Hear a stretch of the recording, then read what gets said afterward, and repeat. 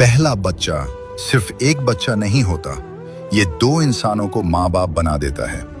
पहला बच्चा आते ही घर की फजा बदल जाती है। हंसी, रोना, दुआएं और फिक्र सब एक साथ आ जाते हैं।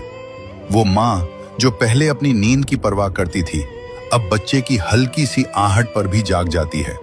उसके लिए थकन भी इबादत बन जाती है। और वो बाप जो पहले जिम्मेदारियों को हल्का समझता था, अब एक नन्ही सी जान के लिए दिन रात मेहनत करने को तैयार हो जाता है। पहला बच्चा हमें सब्र सिखाता है, हमें खुद से ज्यादा किसी और को चाहना सिखाता है और हमें अल्लाह पर मुकम्मल भरोसा करना सिखाता है।